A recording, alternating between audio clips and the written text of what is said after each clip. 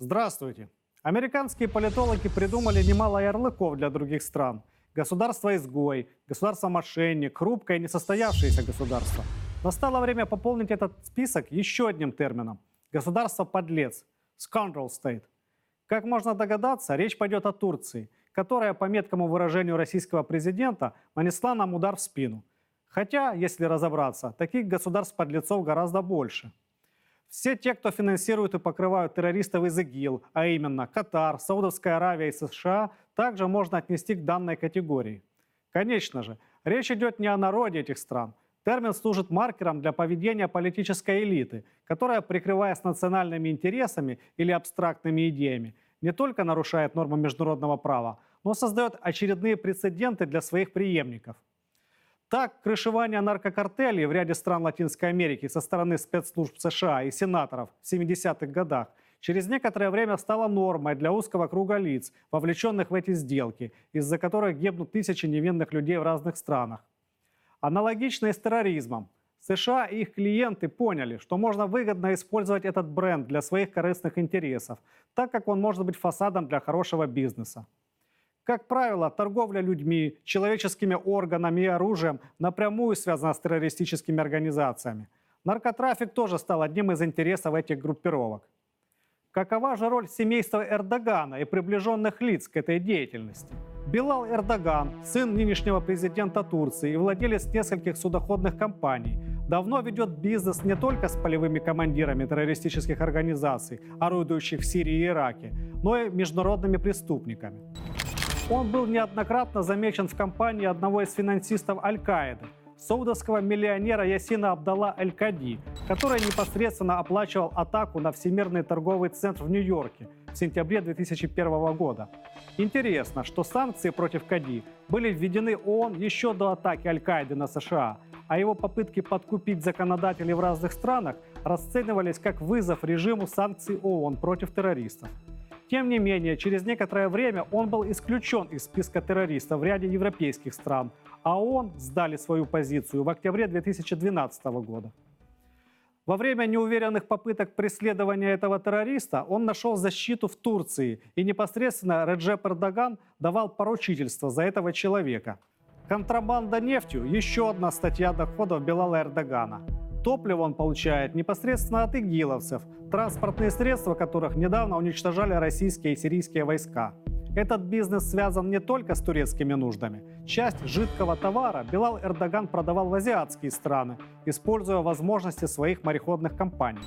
А дочь нынешнего президента Турции Сюмейе Эрдоган занимается медицинской помощью террористам, курируя секретный госпиталь неподалеку от границы с Сирией.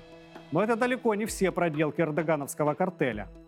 Еще в августе 2015 года появилась информация, что на территории Сирии, подконтрольной террористам из так называемой умеренной оппозиции, действующей на севере страны, была введена турецкая лира. Некий Рашид Тахвали заявлял тогда, что введение в оборот лиры связано с заботой о местных жителях, которым нужны средства обмена. Однако стали известны факты расширения зоны хождения лиры. При этом боевиками насильственно изымалась сирийская валюта. Конечно же, для ввоза крупных партий денег нужны постоянные караваны, которые сопровождали вооруженные группы.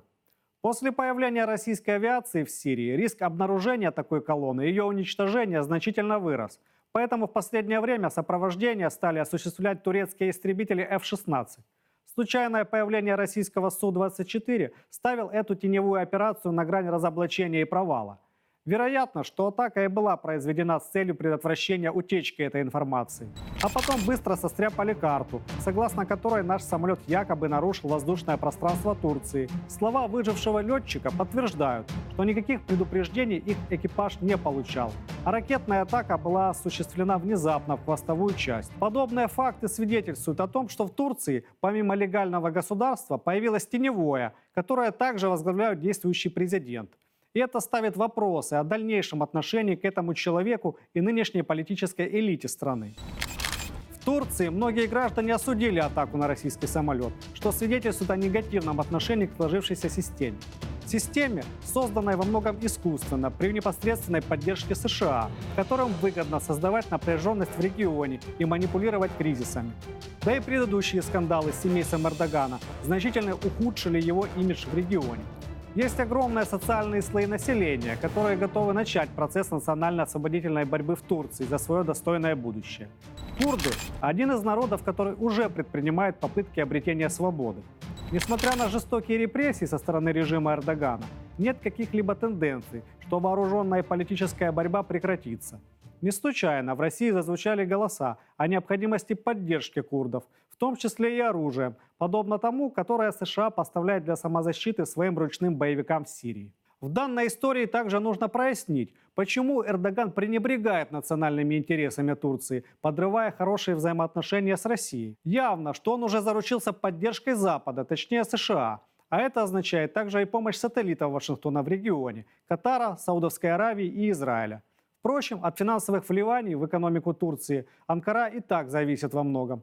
В ближайшее время может стать известно, какой именно выгодный контракт получил Эрдоган от Вашингтона. При этом в контексте необходимости защиты сирийских туркменов вспоминается турецкая агрессия на Кипр, осуществленная с подачи Генри Киссинджера. Кипр разделен до сих пор. Эрдогану, видимо, следует напомнить, что если турки-сельджуки являлись создателями Оттоманской империи, наследницей которой является Турция, то их историческая родина находится в другом месте. А легендарная долина Эргенекон, прародина всех тюрков, в предгорье Алтая, на территории нынешней России. Еще один элемент подлости прослеживается в трусливом апеллировании к 5-й статье Устава НАТО, о чем сразу же заявили турецкие власти, хотя вряд ли он поможет Анкаре. Хотя в европейских странах Турцию рассматривают как изгоя, и та же Греция будет активно блокировать любые инициативы Анкары, последние события, связанные с миграционным кризисом, значительно уменьшают шансы Эрдогана на помощь со стороны формальных союзников. В Европе прекрасно понимают роль Турции ни в пособничестве террористам, ни в предоставлении своей территории в качестве коридора для толп мигрантов, которые в последнее время наводят ужас на европейских обывателей. До свидания.